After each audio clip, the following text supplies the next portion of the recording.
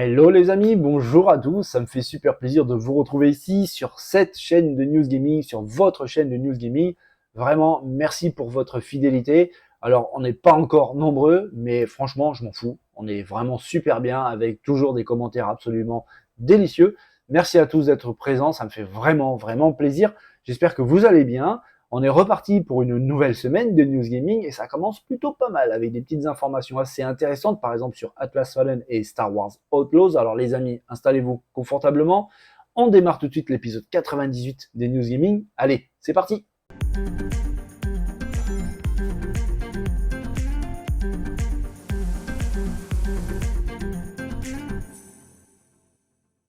Le 10 août prochain, c'est bientôt, sort un jeu que j'attends avec impatience parce qu'à chaque fois que je vois des vidéos dessus, je suis pas soufflé comme pas possible, mais quand même, ça m'intéresse pas mal. La réalisation technique semble vraiment bien. Atlas Fallen du studio de développement Deck 13 arrive à grande vitesse et le studio, le développeur, a décidé de nous présenter avec une vidéo assez longue pas mal de choses de gameplay et on apprend énormément sur le jeu. Déjà, comme je l'ai dit, au niveau technique, ça semble franchement de très haute volée. C'est très beau, c'est très détaillé. Les textures semblent vraiment propres, c'est dynamique. Il y a beaucoup d'action pour ce jeu d'action RPG. On apprend pas mal de choses, comme par exemple le fait qu'il y a des factions qu'on va rencontrer pendant l'aventure. Et ces factions, on pourra les aider suivant des missions qui seront proposées dans le jeu. Les ennemis semblent vraiment gigantesques. Et la capacité que le joueur a de faire glisser son personnage sur le sable, mais également dans les airs, permettra d'aborder les ennemis sous différents angles. On apprend aussi via cette vidéo qu'on peut changer d'arme pendant les combats à tout moment, ce qui permet d'avoir un petit côté stratégique pour adapter par exemple l'arme la mieux appropriée suivant tel ou tel ennemi pour pouvoir avoir un combat un peu plus facile, arriver au bout du combat un peu plus rapidement, facilement, ou même à la limite, pourquoi pas se rajouter un petit défi, un peu plus de difficulté en choisissant une arme un peu moins appropriée, un peu plus compliquée à gérer, si on fait face à un ennemi vraiment très fort. C'est plutôt intéressant. Il y a aussi des possibilités grâce à une jauge d'énergie qui se remplit au fur et à mesure de l'utilisation de ces armes pour pouvoir déclencher à un moment donné une attaque spéciale spécifique à l'arme en cours. Ça paraît pas mal. En tout cas, c'est vrai que le jeu, visuellement, franchement, ça a l'air vraiment bien.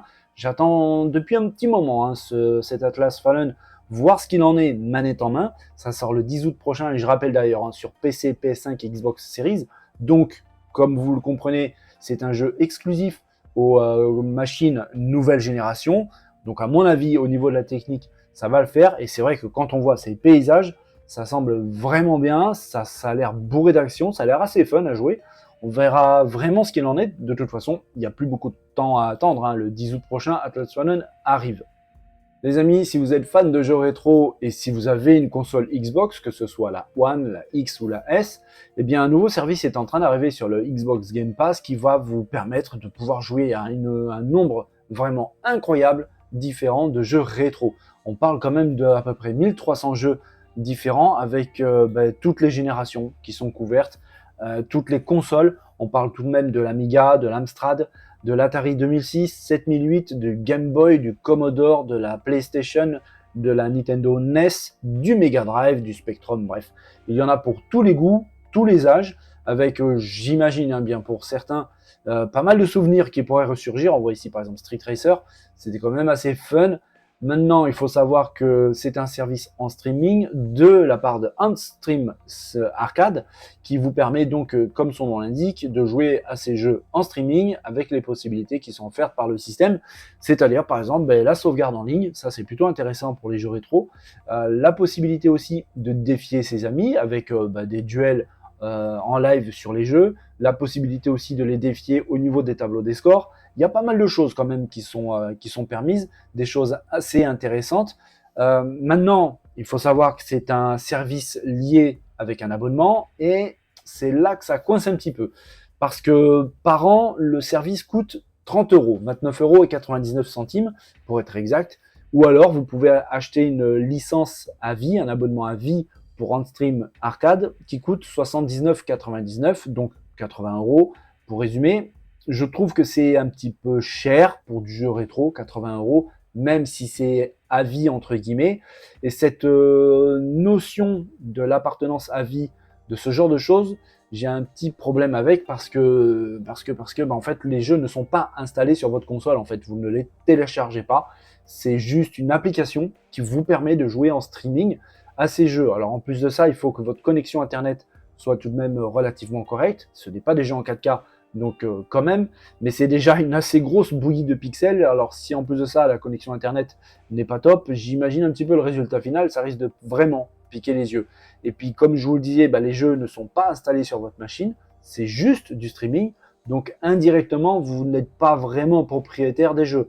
En plus me vient une question, si un jour le service s'arrête, et on sait aujourd'hui les amis que beaucoup de services streaming ou autres s'arrêtent du jour au lendemain, faute de clients, faute de moyens, ça arrive que les plans changent, ça en fait partie.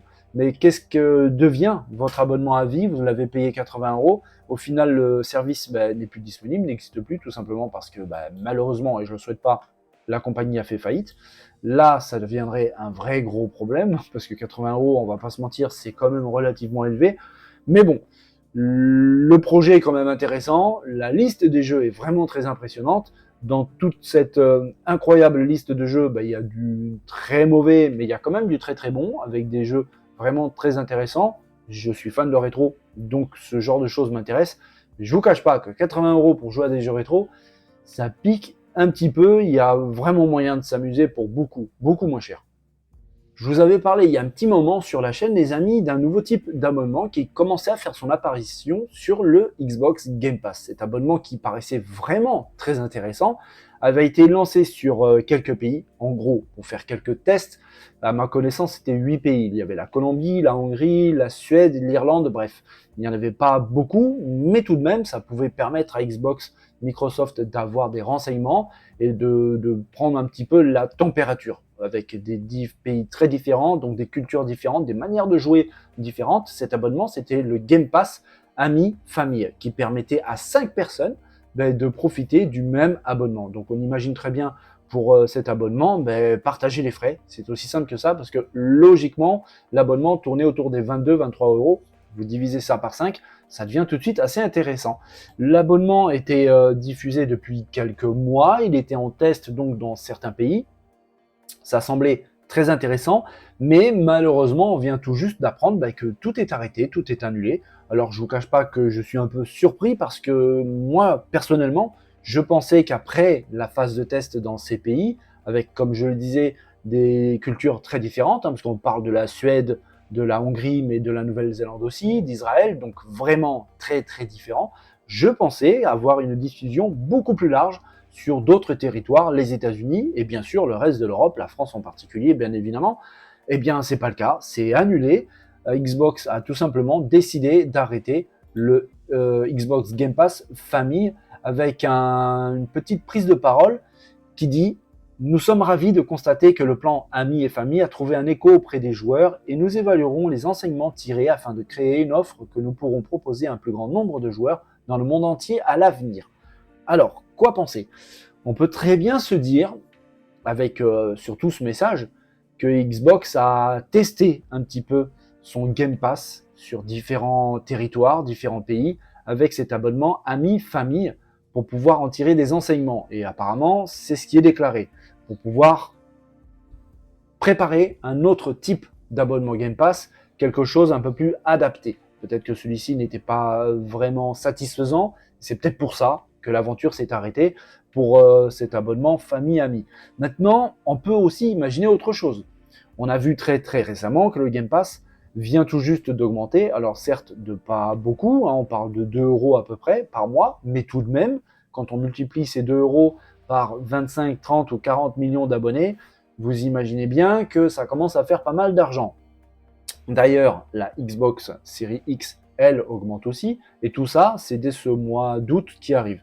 Maintenant, on peut très bien imaginer que Xbox a tout simplement réfléchi à arrêter ce genre de choses parce que c'était pas très viable au niveau rentabilité. Vous imaginez, comme je vous l'ai dit, un abonnement à 22 ou 23 €, vous le divisez par 5 personnes, parce que c'est un petit peu le but tout de même, surtout qu'en plus de ça, il n'y avait pas énormément de restrictions pour pouvoir trouver d'autres personnes. Il suffisait juste que les autres personnes soient dans le même pays que vous. C'est aussi simple que ça. À la manière un peu de Netflix qui a mis beaucoup de restrictions sur ses abonnements famille, là, c'était beaucoup plus permissif avec cet abonnement Amis, Famille et Game Pass. Et du coup, 5 personnes qui se divisent un petit peu la facture, ça fait autour des 4 euros, 5 euros. C'est pas beaucoup, vraiment. On imagine un petit peu le manque à gagner pour Xbox. C'est un peu normal. J'en ai parlé souvent sur la chaîne. Ils sont là quand même pour faire de l'argent. C'est du business comme toutes les autres compagnies. Et proposer quelque chose d'aussi intéressant, franchement, au niveau rentabilité, on a vu mieux.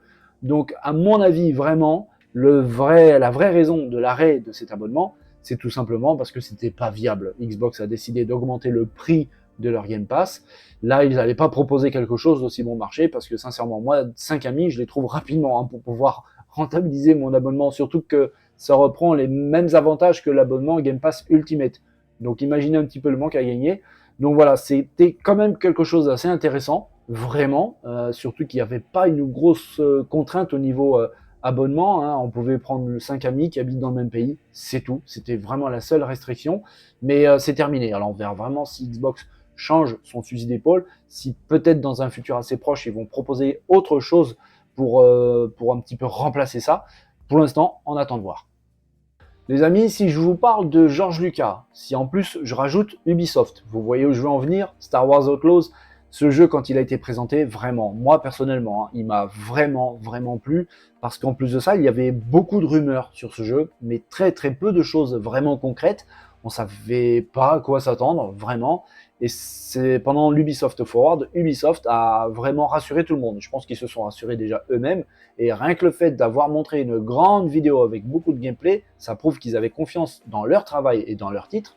Et moi, j'avoue que ça m'a vraiment ébahi parce que le jeu semble vraiment très bon, avec des textures très belles, des personnages réussis, avec, il semblerait en plus des choix à faire pendant l'aventure qui vont permettre du renouveau pendant le scénario et l'aventure. Ça semble vraiment excellent. On commence à avoir des informations encore plus précises concernant le jeu et des informations qui viennent pas de n'importe qui parce qu'on parle carrément du directeur créatif. Donc il connaît quand même un petit peu le jeu et on apprend par exemple que chaque planète qu'on pourra explorer pendant le jeu proposera une taille entre 2 et 3 fois plus grande que ce qu'on avait dans Assassin's Creed Odyssey. C'est vous dire un petit peu la taille. Pour chaque planète, hein, rien qu'une planète déjà est à peu près entre 2 et 3 fois plus grand que Odyssey.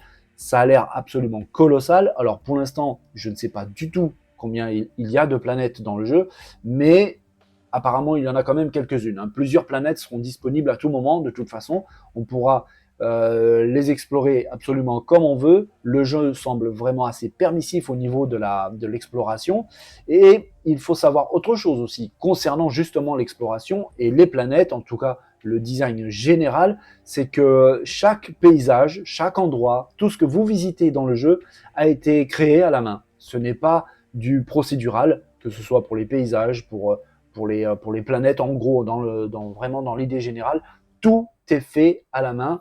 C'est un travail absolument colossal parce que je rappelle qu'une seule planète est entre 2 et 3 fois plus grande que Assassin's Creed Odyssey. De savoir que tout ce qui a été fait dans la planète a été fait à la main, c'est vraiment un travail d'acharné, colossal. Et en tout cas, on voit vraiment la passion des développeurs pour ce titre qui se sont mis véritablement à la tâche durement pour pouvoir en faire un titre réussi. Et quand on voit ces images, sincèrement, c'est absolument magnifique. J'ai vraiment hâte de mettre la main dessus pour pouvoir un petit peu m'en faire une vraie idée avec les sensations que ça va procurer. Il faut savoir que dans l'optique de liberté totale dans le jeu, eh bien en fait on pourra aller absolument partout. C'est aussi bête et aussi simple que ça. On pourra aller absolument partout avec beaucoup de véhicules différents qui seront utilisables pour pouvoir les déplacements, mais on ne pourra pas utiliser notre vaisseau, par exemple celui qu'on voit à l'écran, pour se déplacer dans la planète. Le vaisseau servira pour l'exploration spatiale, pour les batailles spatiales, et aussi pour se déplacer d'une planète à une autre, pour l'atterrissage. Une fois sur la planète, eh bien, on utilise nos petites jambes ou alors d'autres engins. Il y en a partout, il y en a beaucoup, propres à l'univers de Star Wars. Bref, j'ai vraiment, vraiment hâte. Ça semble absolument passionnant. Et pour l'instant, il va falloir être patient quand même, hein, parce que le jeu est prévu de sortir pour l'année 2024. Pas de date précise, pas de mois, pas de jour, c'est clair et net. Mais franchement, j'ai envie de leur laisser le temps parce que le titre semble vraiment, vraiment bon. Ne vous pressez pas, les gars. Prenez votre temps, sortez-nous quelque chose d'excellent parce qu'en tout cas, ça a l'air d'en prendre le chemin. Bon, eh bien, la semaine commence pas mal, vraiment. Si vraiment toutes les autres journées se passent comme celle-ci, les amis, on va être bien. Surtout qu'il ne faut pas oublier quelque chose. Il y a cette affaire Xbox Activision. Vous voyez de quoi je veux parler. Moi, je surveille ça du coin des yeux, comme le lait sur le feu, parce qu'à mon avis, on aura quelque chose de très intéressant vraiment bientôt. Les amis, si vous avez aimé cette vidéo, comme d'habitude, vous savez quoi faire. Les pouces, partagez la vidéo un maximum sur vos réseaux un peu partout et franchement merci à tous de participer à ça. Et puis aussi la zone de commentaires, on débat à chaque fois sur notre passion et sur toutes les news qui passent sur la chaîne et à chaque fois c'est un vrai plaisir. Portez-vous bien, prenez soin de vous, n'oubliez pas de vous amuser, c'est super important. Je vous dis à très bientôt, dès demain pour un nouvel épisode des News Gaming les amis. Allez, bonne journée à tous, bye bye.